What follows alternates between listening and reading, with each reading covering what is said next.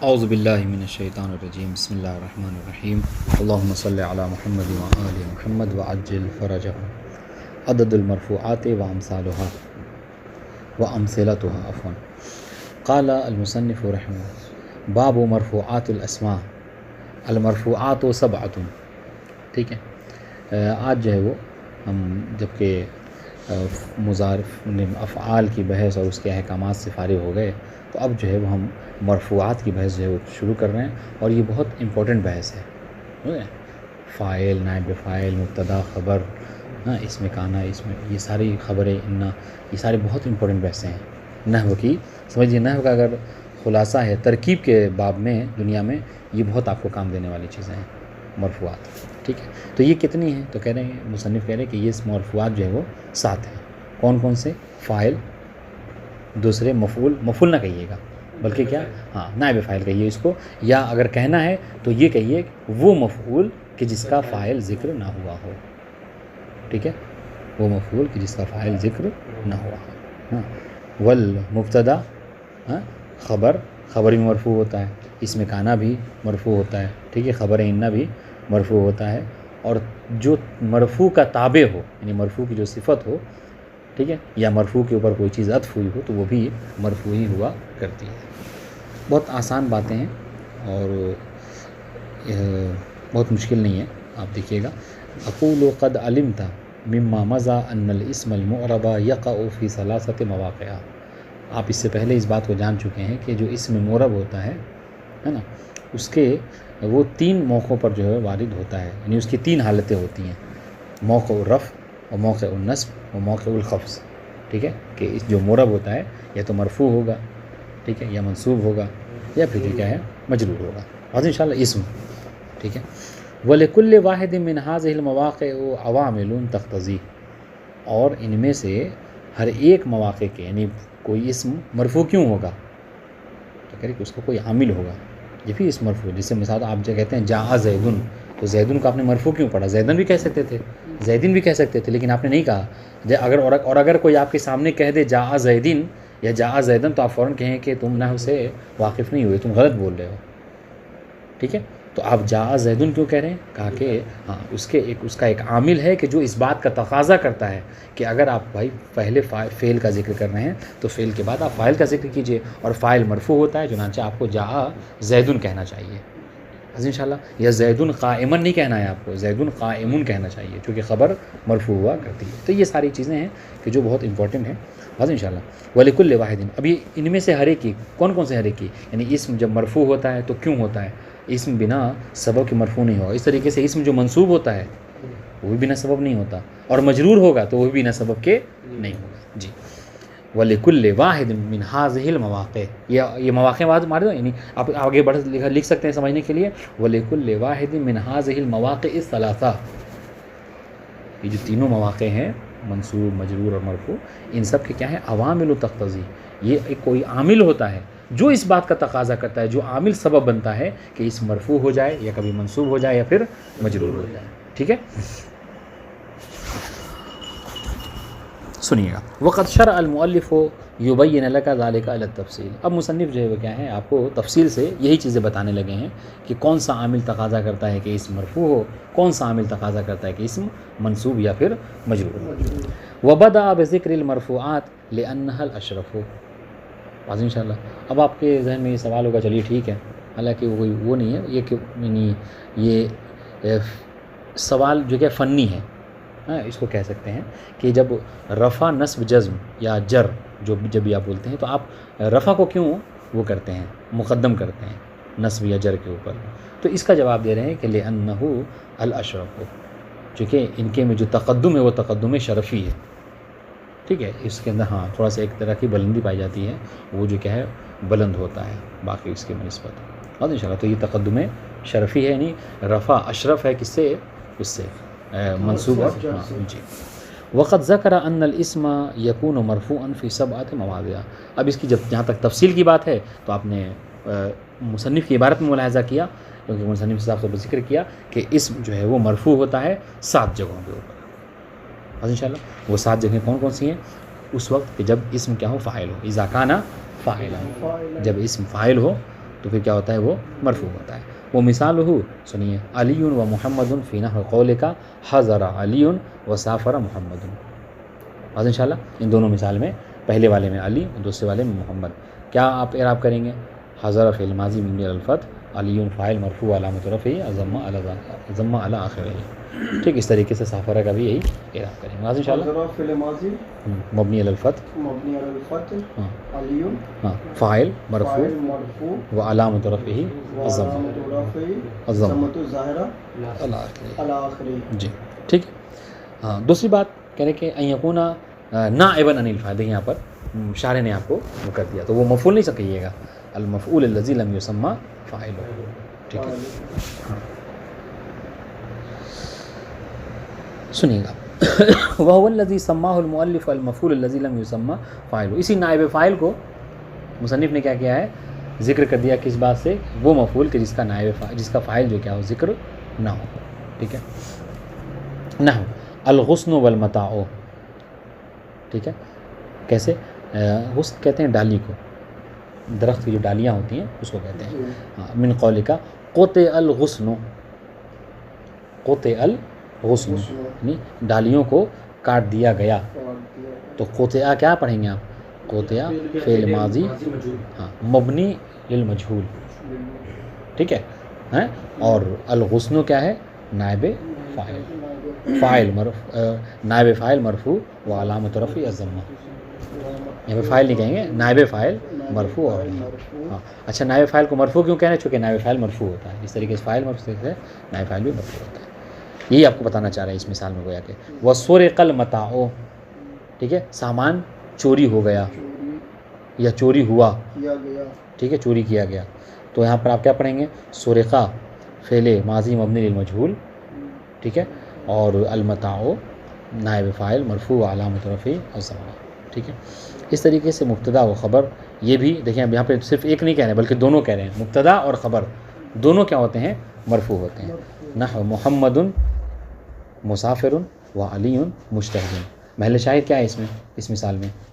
محمد مبتدا مسافر خبر. ہاں یعنی آپ یہ کہیے گا کہ حضور یہاں پر محل شاہد جو کیا ہے محمدن بھی اور مسافرن دونوں ہیں، چونکہ محمد مبتدا ہونے کے حوالے سے اور مبتدا معرفہ ہوتا ہے. انشاءاللہ اس تشریح ہر ایک کی ذکر کریں گے. ٹھیک ہے تفصیلات. اور مسافرن جو کیا ہے خبر ہے اور خبر نکرہ ہوتی ہے. تو یہاں پر دیکھیے تو یہ آپ اعراب کیسے کریں کہ محمدن مبتدا مرفوع علامۃ رفعہ الضمہ جو کہ ظاہر ہے. ٹھیک ہے اور مسافرن خبر مرفوع علامۃ رفعہ الضمہ. ٹھیک ہے وہ علی مجتہد. آسان سی بات ہے. اس طریقے سے پانچویں چیز 3 اور 4 کر دیا. ٹھیک ہے مبتدا خبر ہم نے کہا تھا 7 پڑھنا ہے. پانچویں چیز اسم کانا اور احدی اخواتھا. ٹھیک ہے اسم کانا جو ہوتا ہے وہ بھی کیا ہوتا ہے؟ مرفوع ہوتا ہے. جیسے کان اللہ علی کل شیء قدیر مثلا. سنیے نحو ابراہیم والبرد، بردیں ٹھنڈک من قولک کان ابراہیم مجتہدا. بس انشاءاللہ تو آپ یہاں پہ کیا اعراب کریں گے؟ کانا فعل ماضی ناقص، ابراہیم اسم کانا مرفوع علامۃ رفعہ الضمہ. ٹھیک ہے مجتہدہ خبر کانا منصوب علامۃ نصبہ الفتحہ. ٹھیک ہے سمجھ میں آگے بات؟ آسان ایک دم. اور تو اس مثال میں محل شاہد کیا ہے؟ ہاں ٹک لگا لیجیے. محل شاہد کیا ہے کہ ابراہیم ہاں اسم کانا ہے اور جو کیا ہے مرفوع ہے. بات انشاءاللہ یاد رہے گا جی. اس طریقے سے وہ اصبح البرد شدیدہ، ٹھنڈک بہت زیادہ ہو گئی. تو اصبح بھی کا اعراب بھی جو ہے وہ کانا والا ہوتا ہے. جیسے آپ پڑھیں گے جب وہ کانا اور اخوات پڑھیں گے تو اس میں یہ ہوتا ہے کانا سارا اصبح امسا اضحیٰ صلی، اس میں سے ہاں اس میں سے یہ کیا کہتے ہیں اصبح بھی ہے. تو اصبح بھی وہی کیا ہے فعل ماضی ناقص ہے. البردو اس میں اصبح. ٹھیک ہے مرفوع علامۃ رفعہ الضمہ اور شدیدہ جو کیا ہے خبر اصبح منصوب علامۃ نصبہ الفتحہ. ٹھیک ہے اس طریقے سے آئیے چھٹی چیز کہ جو مرفوع ہوا کرتی ہے وہ کیا؟ خبر انہ. اس میں انہ نہیں، اس میں انہ منصوب ہوتا ہے بلکہ خبر انہ. اور ایک اور بات بتائیں، حالانکہ یہ بات ہو سکتا ہے کہ مطلب تفصیل یقیناً آئے گی. دیکھیں اس میں انہ ہو، اس میں انہ اور خبر انہ ہو، یا اس میں کانا ہو خبر کانا، ان سب کی کیا تعریف ہے؟ یعنی ان کی تفصیل یہ ہے کہ یہ دونوں دراصل مبتدا خبر ہوتے ہیں. یہ دونوں دراصل مبتدا خبر ہوتے ہیں. مگر ان کے اوپر جو کیا ہے یہ عامل جو ہے وہ داخل ہو کر ایک کو اپنے آگے جب آپ پڑھیں گے نا اسی تفصیل تو یہ کہتے ہیں ہاں کہ انا اور کانا جو کیا ہے دراصل داخل ہوتے ہیں مبتدا خبر پر اور پہلے کو اپنا اسم، ٹھیک ہے، اگر کانا ہو تو اپنے اس کو مرفوع اور اپنے خبر کو جو کیا ہے دوسرے کو اپنا خبر اور اس کو منسوب کر دیتا ہے. یہ بات پڑھی آپ لوگوں نے، یقین یاد ہوگی. تو دیکھیں اب اس کو دیکھیے جو بات میں کہہ رہا ہوں آپ اس کو تطبیق کیجیے. کیسے تطبیق کریں گے؟ ہم نے کیا کہا، ہم نے کہا کہ کانا اور انا جو داخل ہوتے ہیں دراصل کس پر داخل ہوتے ہیں؟ مبتدا خبر پر. یہی بات کہی ہے. آپ دیکھیے پہلے ہم نے کیا پڑھا تھا، کانا ابراہیم و مجتہدن. آپ کانا کو ہٹا کے پڑھیے ابراہیم و مجتہدن. تب کیا ہو جائے گا، یہ ابراہیم و مبتدا اور مجتہدن کیا ہے؟ خبر. واضح انشاءاللہ. ہاں آپ اصبح البرد شدیدن ہے نا، آپ اس کو ہٹا دیجئے اصبح کو، البرد شدیدن نہیں، صرف بردو نہیں کہیے، البردو تب جا کے مبتدا معرفہ ہوگا. البردو شدیدن مبتدا خبر ہو گیا کہ نہیں ہو گیا؟ تو یہی آپ کو سمجھانا چاہ رہے ہیں کہ انا ہو یا کانا یہ سب سارے جو کیا ہوتے ہیں دراصل مبتدا خبر پہ داخل ہوتے ہیں. بس انشاءاللہ. اور یہ بات مطلب کوئی وہ نہیں ہے، آپ کو آگے تفصیل انشاءاللہ اس کی آ جائے گی. خبر انا کے حوالے سے آپ سنیے کہ نحو فاضل و قدیر فی من قولک ان محمدن فاضل و ان اللہ علی کل شیء قدیر. ٹھیک ہے، انا حرف مشبہ بالفعل، محمدن اسم انا منصوب و علامت نصبہ الفتحہ. ٹھیک ہے، فاضل خبر انا مرفوع علامت رفعہ الضمہ. بس انشاءاللہ جی. اس طریقے سے ان اللہ علی کل شیء قدیر. بس انشاءاللہ اس کا بھی اعراب ایسے کریں گے، انا حرف مشبہ بالفعل، اللہ اسم انا منصوب علامت نصبہ الفتحہ. ٹھیک ہے، اسم نہیں کہنا، صرف اسم نہیں کہنا ہے، اسم انا کہیے گا، کیونکہ اسم انا کیا ہوتا ہے؟ منصوب ہوتا ہے. ٹھیک ہے، اعلیٰ حرف جر، کل جو ہے وہ مجرور. ٹھیک ہے، اور جار مجرور مل کر جو کیا ہوں گے یہ متعلق ہوں گے کس کے؟ قدیرن کے. ٹھیک ہے ہاں، اور کل پھر جو کیا مضاف ہوگا، شعین جو کیا ہے مضاف الیہ ہوگا. اور انشاءاللہ اور قدیرن جو کیا ہے خبر انا مرفوع علامت رفعہ الضمہ. واضح انشاءاللہ جی. تابع المرفوع، ہاں تو یہ تو 6 تو وہ تھے کہ جو بنفس ہی مرفوع ہوتے ہیں. واضح انشاءاللہ. کلے کیا ہوتا ہے آپ نے؟ کلے مجرور ہوگا، اللہ حرف جر ہے نا، تو کلے مجرور وہو مضاف، اور پھر وہ مضاف بھی ہوگا، چونکہ کلے جو کیا ہے اسماء دائم الاضافہ میں سے ایسا تو. ٹھیک ہے، کلے جب بھی آتا ہے وہ مضاف ہوا کرتا ہے. اب شعین جو کیا ہے مضاف الیہ ہو جائے گا. ٹھیک ہے، اور قدیرون. آپ کے ذہن میں ایک سوال آ رہا ہوگا کہ حضور آپ جو ہے وہ اسم انا اور اس کی خبر انا میں جو کیا ہے فرق قرار دے رہے ہیں، یہاں پر فرق ہے. تو کہیں گے جی ہاں، فرق جو ہے وہ جار و مجرور سے اور مضاف مضاف الیہ کے فرق کو فرق نہیں سمجھا جاتا ہے. واضح انشاءاللہ. ٹھیک ہے، تو اس کو کوئی حرج نہیں ہے، کوئی مشکل نہیں ہے. سنیے گا تابع المرفوع. تو اب تک یہ جو 6 تھے نا یہ سب کے سب کیا ہیں؟ بے نفس ہی کیا تھے؟ مرفوعات میں سے تھے. لیکن تیسری چیز، 7ویں چیز کیا ہے کہ جو تابع مرفوع ہو، اگر کوئی مرفوع کی صفت آ جائے تو وہ جو کیا ہے، اور چونکہ صفت موصوف کا اعراب ایک ہوتا ہے لہٰذا وہ بھی کیا ہے مرفوع ہوگا. اور انشاءاللہ یا عطف ہو جائے تو عطف و معطوف کا حکم ایک ہوتا ہے لہٰذا وہ بھی مرفوع ہو جائے گا. یہ دیکھیے گا. والتابع اربعۃ. اور جہاں تک تابع کی بات ہے تو یہ جو ہے توابع 4 ہیں. کون کون سے؟ الاول النعت جس کو صفت کہا جاتا ہے. ٹھیک ہے، وذالک نحو الفاضل والکریم. ٹھیک ہے، من قولک زارنی محمد الفاضل. زارنی محمد الفاضل. سنیے گا تو زارنی فعل و فاعل. ٹھیک ہے، نہیں زارنی جو ہے وہ فعل.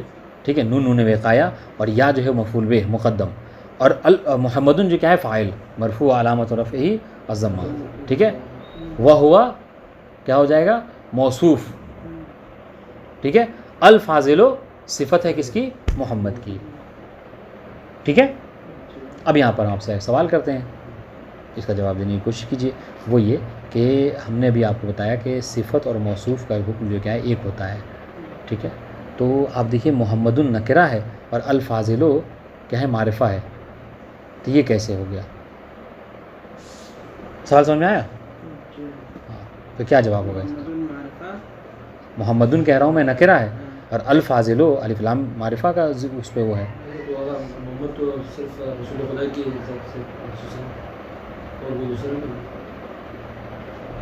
کیوں ابھی ہم میں سے کسی کا نام محمد نہیں ہے؟ آپ میں ہے نہیں ہے؟ کیا جواب ہوگا اس کا؟ مطلب قریب تر ہے لیکن یہ جواب نہیں ہے، چونکہ ہم تو آپ کو بتایا تو محمد صرف رسول اللہ کے ساتھ نہیں ہے بلکہ سب کے اسما ہوتے ہیں، ابھی ہم میں سے بس اتفاق ہے کہ نہیں ہے کوئی ایسا. تو اس کا جواب زیارت کر رہا ہے، جس کی زیارت کر رہا ہے وہ خاص ہے.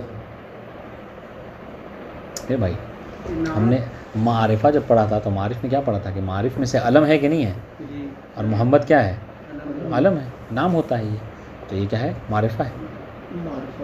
تو مطلب ہاں جواب یہ ہوگا کہ محمد خود معرفہ ہے. اب معرفہ کی وجہ کیا ہے، وجہ آپ نے غلط بتائی. وجہ یہ کہیے کہ یہ محمد علم میں سے ہے، اور علم جو ہے معرفہ ہوتا ہے. ٹھیک ہے، تو یہ اس میں کوئی حرج نہیں ہے. واضح تک دیکھیے یہ جو اہم جو نعت علم کو کہتے ہیں، نعت صفت کو کہتے ہیں، صفت کو. تو یہاں پر دیکھیے جو محل شاہد ہے وہ سمجھیے گا، وہ کیا ہے، وہ یہ ہے کہ زارنی محمد الفاضل. اس مثال میں شاہد کیا ہے، اس مثال میں شاہد الفاضلو ہے کہ الفاضلو صفت ہے کس کی، موصوف محمدن کی. واضح انشاءاللہ. اور چونکہ محمدن فاعل ہونے کی وجہ سے مرفوع ہے، لہٰذا الفاضلو بھی جو کیا ہے، مرفوع ہے.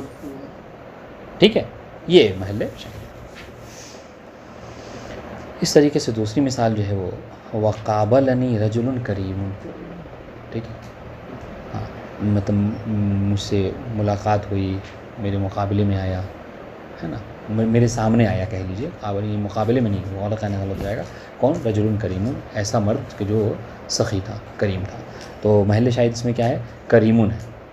کریمن جو کہ کیا ہے، صفت ہے رجل کی. واضح انشاءاللہ. اور رجلن جو کیا ہے، قابل کی کل کے لیے فاعل ہے، اور یا جو ہے کیا ہے، یہ مفعول بھی مقدم ہے. واضح انشاءاللہ.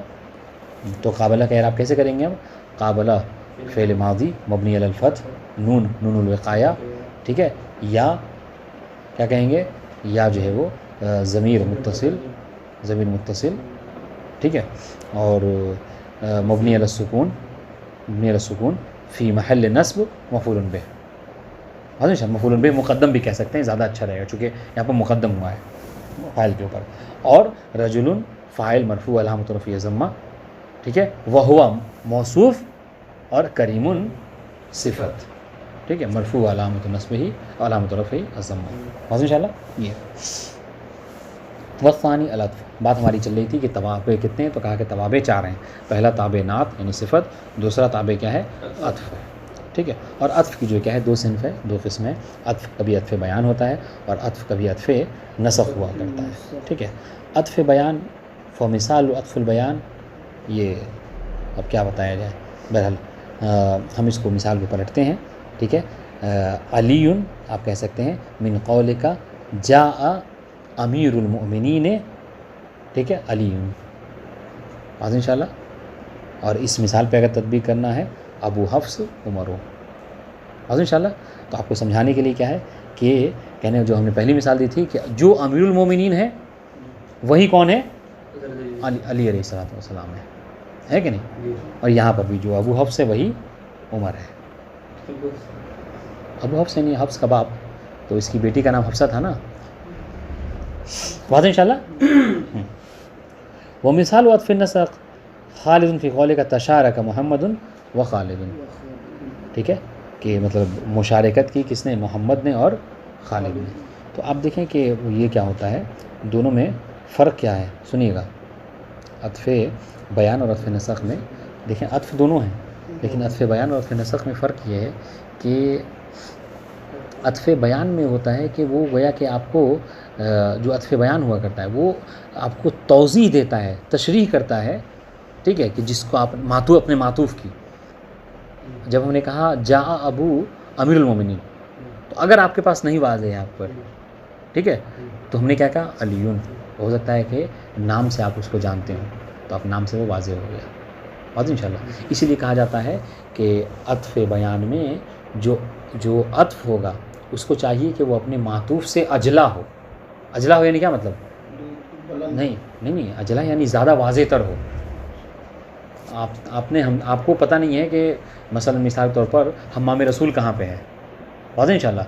تو حمام رسول کی تعریف میں میں کیسی چیز لاؤں گا، ایسی چیز کا ذکر کروں گا جس سے آپ ہاں جو آپ کو واضح ہو. تو میں کہا شار مدینہ دیکھا ہے، آپ نے کہاں دیکھا ہے.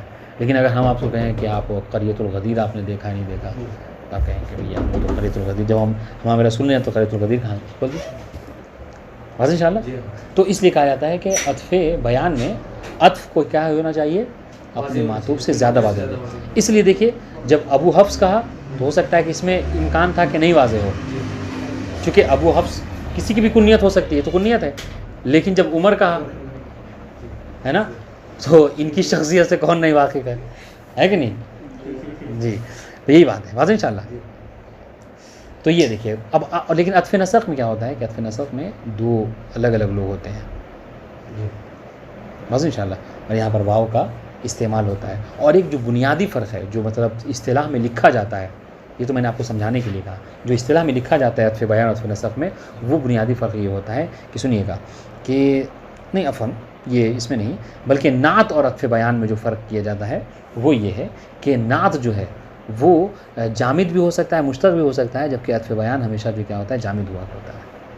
یہ کس میں فرق ہے، نعت اور عطف بیان میں. لیکن عطف بیان اور عطف نسخ میں کیا فرق ہے جو میں نے آپ کو بتایا انشاءاللہ کہ عطف بیان کیا ہے، وہ دوئیت نہیں ہوتی، وہ ایک ہی لوگ ہوتے ہیں. لیکن یہاں پر دیکھیں نا آپ جب کہا کہ سافرہ شارکا محمد و خالد، تو محمد ایک الگ ذات ہے اور خالد الگ، لیکن دونوں نے کیا ہے درس مثلا شرکت کی ہے کہ نہیں. لیکن وہ اما عطف نسخ تو اس میں نسخ کا مطلب کیا ہوتا ہے، نسخ مطلب سمجھتے ہیں عربی میں کہتے ہیں نسخ یعنی نظم، نظم یعنی ایک کسی چیز کا جو کیا ہے سیٹ رہنا، منظم رہنا. تو جس طریقے سے مطلب اس نے کیا کہتے ہیں مثال میں کیا ہے تشارہ کا محمد و خالد، شرکت کی محمد اور خالد نے، تو یعنی شرکت میں دونوں منظم ہیں، محمد بھی اور خالد بھی. وثالث و توقید تابع کا تیسری قسم جو کیا ہے توقید ہے، یعنی جس کو تاکید ہم لوگ کہتے ہیں ہے نا. اور مثال ہو نفس ہو، آپ اس کی مثال نفس سے لے سکتے ہیں، من قول کا زارنی الامیر و نفس ہو. تو یہاں پر آپ کیا کریں گے، زارنی فعل نون وقایا یا مفعول بھی مقدم الامیر و فاعل، ٹھیک ہے. نفس ہو کیا ہو جائے گا، یہ اس کے لیے تاکید ہو جائے گا، ٹھیک ہے. توقید اور اعراب اس کا وہی ہوگا، یعنی چونکہ جو امیر ہے وہی نفس ہے، ٹھیک ہے.